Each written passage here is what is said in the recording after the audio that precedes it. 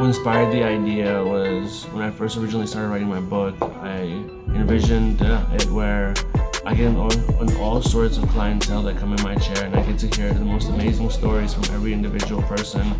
And I feel like, you know, I interview people every day, all day, every 30 minutes. So the idea came about as being able to interview the everyday people of everyday life. And it's just finding the ordinary, beautiful people and finding what they're unique and special in. Because we're all special and we're all talented in something.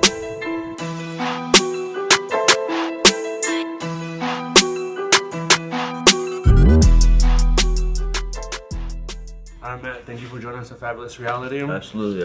I know you're a busy guy. I know it's not always that I can get you in here. I made it happen for you though, bro. I really do appreciate it. I've been coming here for years too. You have. I really do appreciate you coming and supporting us all this time. This was like the first shop, bro, that I found when I moved to Scottsdale like 7 years ago. You guys treated me good, bro. 7 years. 7 years. That's nuts. Yeah. I kind of saw you start off with like different business and kind of transition to this new one that you're doing right now. Mm-hmm. And that's kind of why you're here. I want to talk about like, you know, how'd you get involved? Yeah, definitely. So Ice Productions, right? It's the Matty Ice Show. Matty Ice Show. We're on YouTube, we're on Instagram, you know, we're on all platforms, Spotify. Pretty much the show started off as me just really wanting to interview high profile people. Okay. I started off interviewing out of a studio in Phoenix. I started off interviewing like local talent here as far as like football players, especially. Byron Murphy, who's a Pro Bowler, going to be a Pro Bowler this year for the Cardinals. I interviewed Christian Kirk. So I was doing more like, you know, high profile people here in the Valley. And then I went ahead and interviewed Antonio Brown. But I realized my real passion was in music and in rap and hip hop. Something I'm really passionate about. I've always been passionate about it, bro. And true, they say you gotta do what you're passionate about. Exactly. Yeah. So I switched it up, and I signed a deal with Bel Air, Rick Ross's company.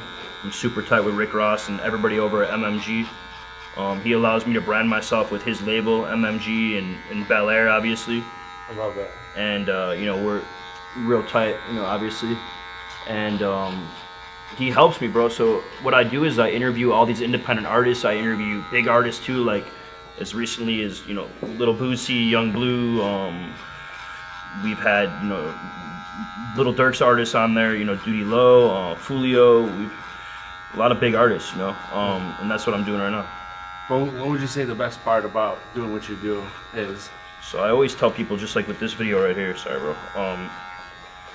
People don't understand this. The best part about doing what I'm doing, or doing even like this right now, is content's priceless.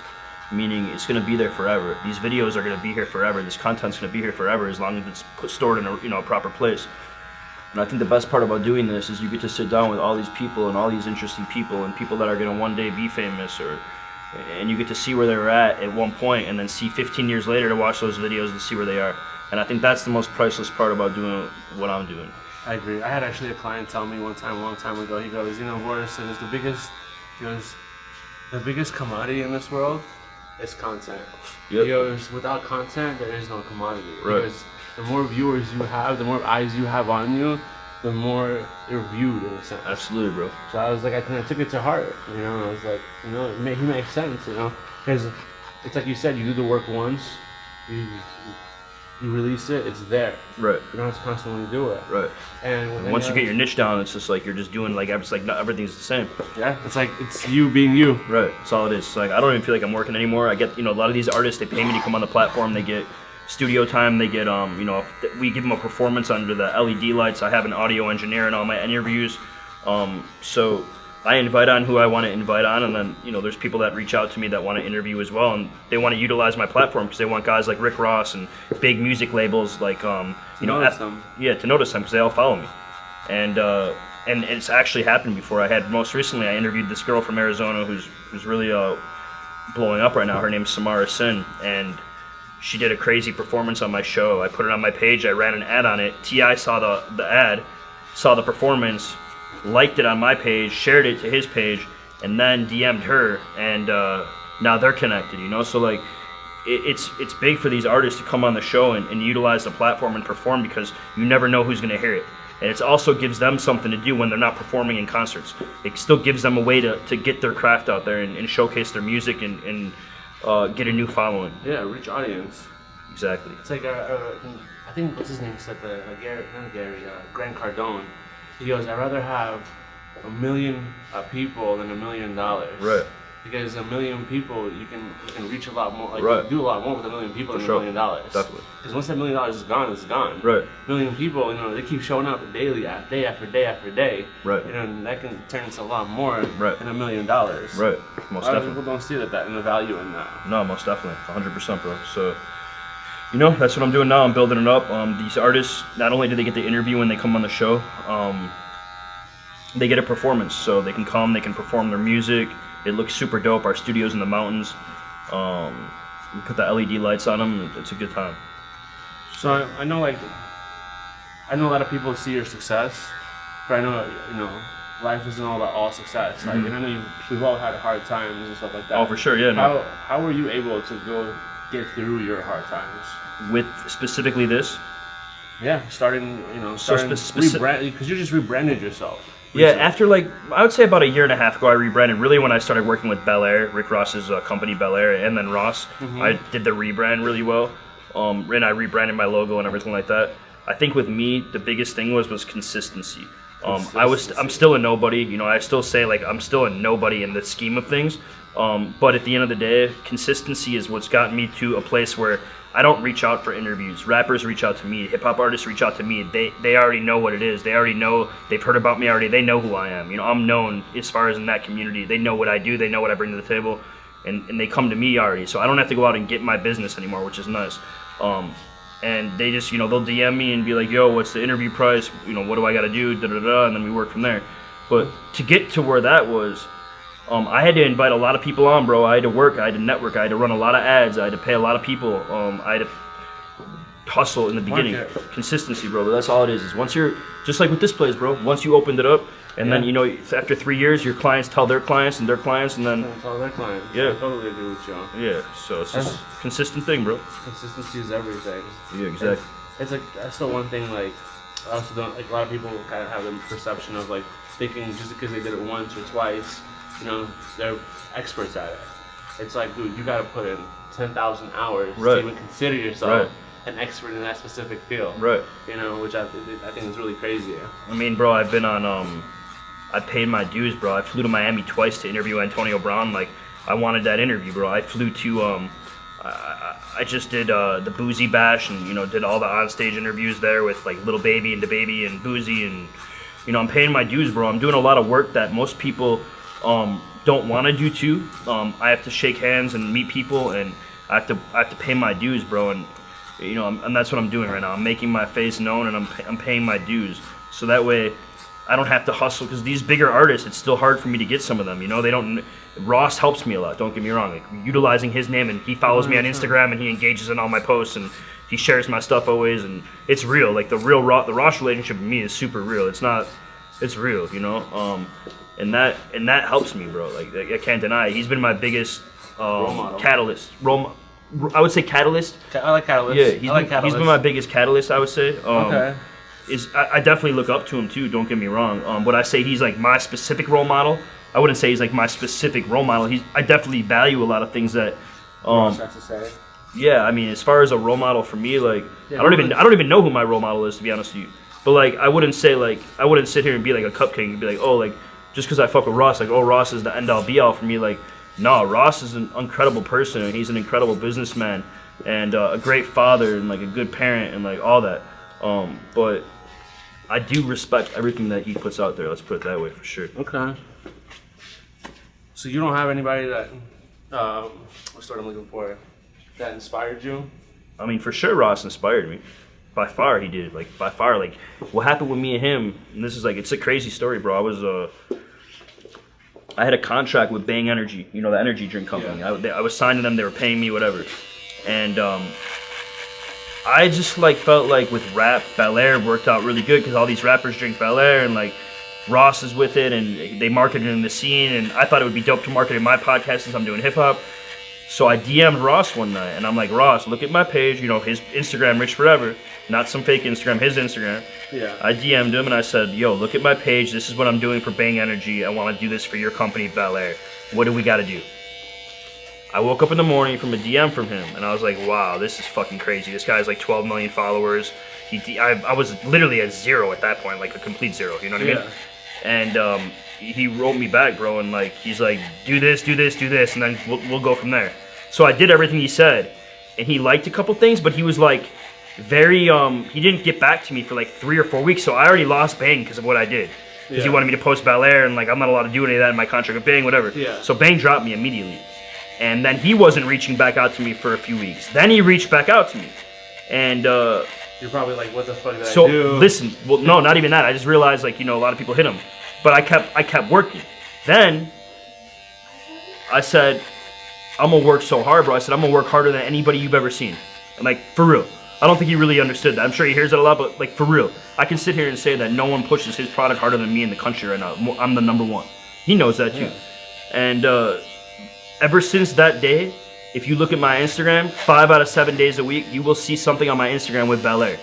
You will see MMG in every single post. I agree. I have. Yeah, I mean, you just every 5 out of 7 pictures, there's Bel Air there. It can be somewhere on the table, it can be in my hands, whatever it is. So I think that, like I said, is what it is, bro. Is I'm working hard at what I'm doing, and I'm fucking with the real people. Like, he's somebody that can put me on with a lot of people. So, you know, that's how that relationship was built. He's definitely the one he's been the catalyst and the inspiration for sure. I love that. I like the word catalyst. That's for sure. Dude, he knows it too. And the thing is, like, he's seen me with 1,800 followers. So he knows the grind that I put in though too. He respects it. He knows, like, I opened a studio, like when me and him started talking, I was renting a studio like once a week, going somewhere. Now I have my own studio. Like, now I have a mural with my own logo, and like Bel Air, like it's his painting on the wall. Like, he's seen the growth. You see what I'm saying? Over the 2 years too, he's seen the growth, and that I think is what inspires him too, because he knows he's inspired. He's inspired just by seeing me grow too. 100%. Like, I truly believe, like, you gotta, and it's who you surround yourself. You gotta always be. It's like this: the teacher and the student both have to inspire each other. Right, for sure. Yeah. And it's a constant work, because the student is always the teacher and the teacher is always the student, and you gotta always constantly grow between each other. But at the same point, you know, like, I also understand, because I've been in positions like, I'm also just one person, and he's in a big world, you know, like, so you gotta be careful, like, but I've been very fortunate. I've got to meet his entire team. His management's amazing. Like, I was just at Dre's nightclub like a month ago, and he brought me up there. LeBron James was at our table with James Harden and Rich Paul, and like, I'm just chilling, like, not acting like, you know, like very nonchalant, you know, just like, oh, that's cool, you know. Baron Davis, like, we're just, you know, just chilling, bro. Like, what is the one thing that you saw that you were just like in the industry that you didn't expect, but you saw it where you're like, okay, this is interesting? I would say, like, how people are just people completely. Like, you can be dealing with like big time people, and they're just people, bro. Yeah. And that's all it is. The media and everything is such a powerful thing in this country, and they make it so much bigger than what it really is. But these are just regular people, bro. That just are just regular people. So you're just more the humbleness between people. I wouldn't even say that. I would just say, like, so, you know how you always think like famous people must live this crazy different life? Yeah. No, they really don't. It's all a facade. For sure. I guess I would say. I get it. They're still under the same government and control and that we are. 100%. The only difference is their pockets might be a little deeper. That's all. They have different friendships. And who knows? Just because their pockets are deeper, they might be addicted to things, and like they're spending their money in other places too. So like, you never know. I agree. So. Totally. Just a little bit off the top. Yeah, just a little bit, bro. How's it looking so far? It's perfect, bro. You know, that's why I come here, bro. And seeing you and. I'm trying to get my cousin Vlad. I'm not gonna lie, to do some interviews with his clients too. So you know, Vlad used to work here. Yo. And that's actually your family too. He is. But I see both you guys, you know, like, you know, you're busy sometimes, and then I'll see Vlad, and if Vlad's busy, I'll come here, you know. So, but.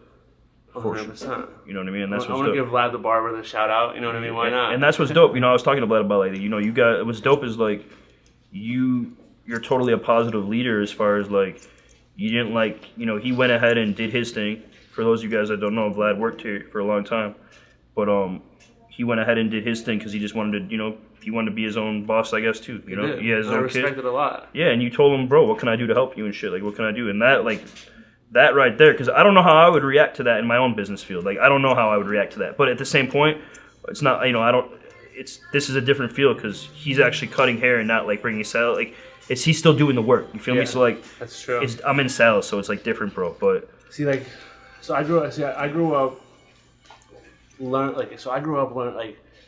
learning and, like, in a sense, like, competition is good for business. for sure, yeah. Because it's like Coca-Cola and Pepsi-Cola, right? Pepsi, right?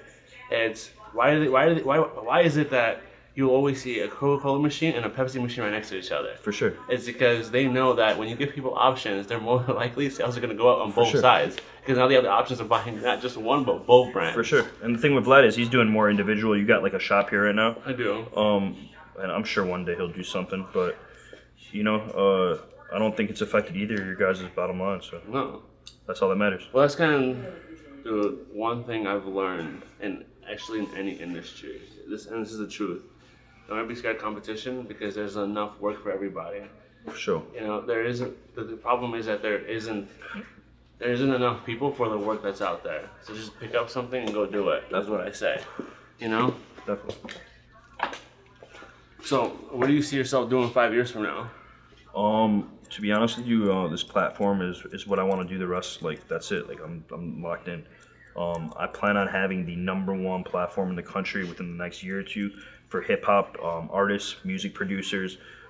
That the difference between my interviews, bro, what artists really gravitate towards me is, and it's also why I'm taking the long route, is I don't do viral interviews, meaning I'm not going to put an artist in an uncomfortable situation to get clickbait. I'm not going to ask an artist something just to get clickbait and put them in an awful situation just so I can run their name up and use them. My interviews are solely about the artists and the music and the performances and that shit. So Anything that they want to talk about. right, yeah, and if they give me some stuff, you know, that's on them. You know, like, but I do my job. I don't press, but I don't look for viral interviews, so it's all about them. And I think for me, I'm gonna be the #1 platform for artists that want to come and showcase their new music, talk about their new projects, albums, meet other artists, network with, and then, you know, eventually I'll open up like a music management company too. So I get it, because you know what, like, I see the barbershop as a place where people can come in and kind of run into their friends, family. for sure, And it's kind of like the beautiful thing about the barbershop. It's like, just if you go to like a local barbershop, it's like when you don't have time to go hang out with anybody or specific people, for sure, it's like that's the one place you run into people. most definitely, yeah, It's just for like, sure. so I totally understand what you're trying to create. Yeah, And that's definitely. kind of what the barbershop has been for me. For sure. And what's dope about, you know, like, there's obviously like other people out there doing it, but the more I keep putting my name out there, the brand's just gonna be like, you know, everybody's gonna know about it and they're just gonna know what it is, you know? It's very true. What do you think of the haircut? Perfect, bro. Fire. I'm gonna razor you out. Yeah, hell yeah. You've been here for what, like 10 years now? 12 years? 11 actually. Wow. I know. It's crazy, bro. Isn't that crazy? I started when I was 21. It's crazy. I was facing, how about this? When I first opened, I was facing 6 to 18 years. How about that? You were facing 6 16 to years. 18 years. And you didn't do any years? I did 4 years of probation instead, Right. which I got lucky. And the only reason I got lucky is because the judge saw the fact that I took responsibility for my own actions. Right. And it was not anything too serious. I mean, I got arrested with 50 pounds. Right. But it wasn't like 50 kilos. No. Right. I mean, it doesn't matter what Right, it right, was. right. Whatever, Back then it was legal too. and- Yeah. I got you. Which I think is crazy now that I see, like, you know, these youngsters, like, Right. selling, like, all kinds of Right. crazy shit. Fentanyl and all this shit. Yeah, and I'm just like, damn. See, I never thought weed should be like, no one should have hit him with a fine, hit him with that, but like, I agree. Yeah, I it's just- totally agree with you on that. and that's what they're doing now pretty much. Yeah. Like, no one's really going down. Even if you got caught with 50 Ps now, like, I really don't think you're going down for it. I Like, mean, prison. not really. Probation, for sure. Yeah, probation, that's it. I really got lucky. Right. I mean, the guy that was one of my cellmates, I remember, and he got arrested with, I think, like 3 vials of LSD. Right, he's fucked. Like, Right. he was for sure fucked, Right. you know? But it was interesting. The other guy that was in there with me was Home Invasions. So he's in there for time, right? Like, you know what I mean? So you're petty. I was petty, for 50 sure. pounds, yeah. For sure, I was But it was petty. probably the money that they were like, damn, 50 pounds, that has to be about 100,000 at least. Right? That's what they get more concerned about. No, 100%. Because they want their money, bro. Yes, they do. So, but yeah, I think you know, like you said, being consistent and Consistency is everything. like you got clientele that will probably stay with you forever. I do. I've actually seen clients from like high school, Right. you know, middle. Let's say not even high school, middle school to high school, right? Right. And I've seen the transitions to college. Right. And I've even seen some of them even get married not Right. too recently, Right. which is crazy. And to me. divorce. Right. Divorce too. Right. They probably even seen me go through Right. a divorce, so it's not Right. just them. Right. That's the crazy thing. Yeah, And I for never sure. thought I would be a statistic, but I guess I am at that point. It's all good. I've never been married, so That's good. I don't know if I would ever get married again, to be honest with you. Yeah. Would you ever get married? I would. I want kids and shit. I mean, I don't believe in today's time you have to get married. No, to no, have no, kids. no. I actually prefer not to. You know what I know what's crazy is like, I mean, to be real with you, like, I mean, I would get married if I found the right, but like, I'm cool with just having a kid too. Yeah. Well, I mean, and I'm not gonna lie. I'm not afraid of child. So like, if somebody went from, I'm not afraid of that. Like, you can. So you're gonna think this is kind of crazy. So I kind of been looking at surrogacy Yeah. See, I don't know about all that. I haven't did that. I don't think I would just. I don't know about all that. because I think because I was the way I was thinking about is like, do I want to split my opinion with somebody? And that was kind of where the I whole got you. concept of the whole surrogacy came into play. I got you, but I feel like I would make sure I'm so dominant with my opinion. Well, you would be at Right. that point because Well, there's for nobody sure. sharing. For sure. But I still think I'd win that battle. I make sure I would somehow. Somehow, maybe some money. See, would- that's the thing. I don't want to battle with anyone. I got you. Yeah. I just want to do what I want I to got do without having any kind of. But I also feel like you would want somebody around to like help you with it too, and like, you know, you want to get away, like. I agree. I've learned one thing: you could always hire good help. Yeah, for sure. I got you. But no, I think I would. I think I do want to do it like the tradition. I don't know about. I definitely want to have kids. Let's put it that way. For sure. So. Just a Soon good- too, like soon, like with like I would have kids right now. For real? Yeah, right now. If I got somebody pregnant, I would have the kid. I've already had some rough runs with, you know. A few Yeah. beautiful mamacitas. I've had some experiences. So, you know, unfortunately, I'm ready to. I would do it right now for sure. Okay. Definitely. So, anything in the works for you that's coming up in a sense? I'm supposed to interview Boozy about this movie that he just did, called My Struggle. That's his movie, his documentary. So I'm supposed to fly to Louisiana to do that interview. I got a lot of independent interviews coming up, independent artists that are coming to the studio. Okay. Um, I might bring you an artist too.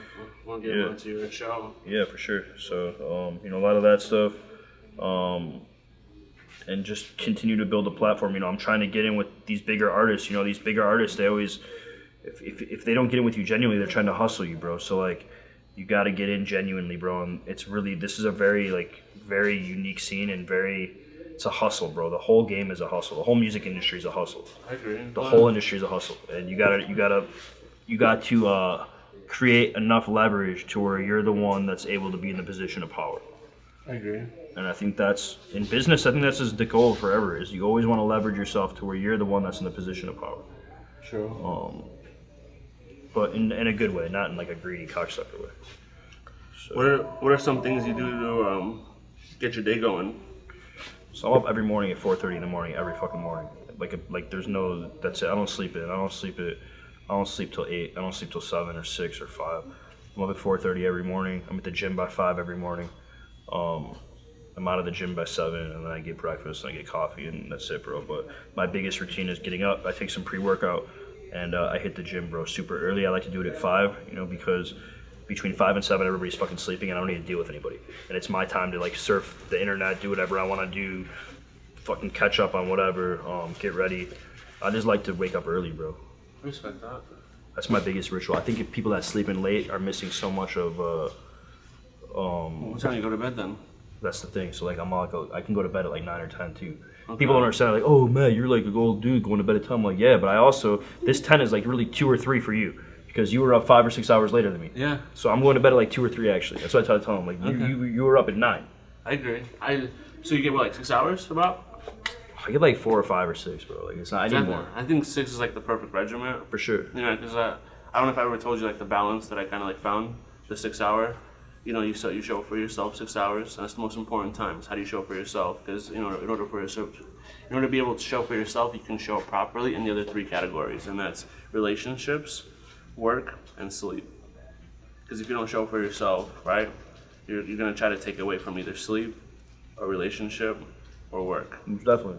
You know. Let me make sure hot towel.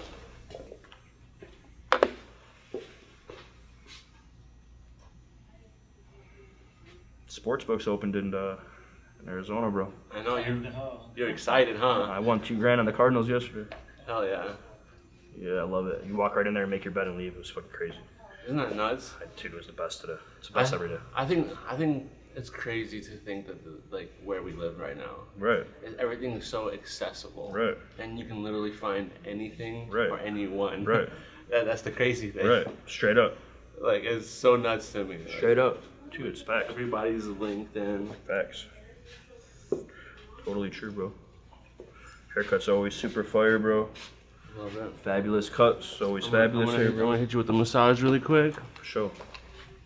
That's that New York treatment right there. 100%. Yeah. I kind of, I'm not gonna lie, I learned this treatment out here in Arizona. Yeah. My dad used to work for this guy named Jim. I heard your dad's a real good barber too. Yeah, my dad's an OG. Yeah, I was telling Kelly I wanted to do one of these episodes in Miami. For sure. Yeah. Is that where he's at? Yeah, he's in Miami. Doing cutting hair? Yeah, he's cutting hair in Miami right now. So Damn. I'm excited to Right. maybe go out there and do something out there. Right, with him. for sure, let's maybe go. get him on the. You guys are close? Yeah, we are. Yeah. I mean, we weren't close when I was younger. Right. I think there was definitely like A rip. a rift because I didn't understand him, he didn't understand me, Right. or he didn't want to, nor I didn't want him. You're right. I think everybody can relate to something Right. growing up with their Right. parents. For sure. Definitely. Most definitely on that.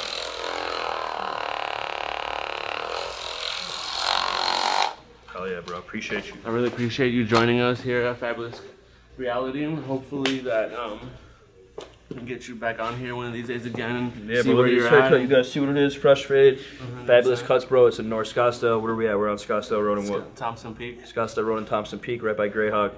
Make sure you guys are following them on the gram. What is it? Fabulous Cuts Arizona? The Scottsdale. Fabulous Cuts Scottsdale. I'm gonna get it right. Fabulous Cuts Scottsdale on the gram. Make sure you're following them. Follow me, Matty Us Show. I'm with the biggest shop, Fabulous Cuts, right here in Scottsdale. You know what it is. I agree. Matty Us Show. Thank you for joining us. Show, bro. Hell yeah, bro. Thank you guys for watching Fabulous Reality, and I hope you guys stay tuned for the next episode.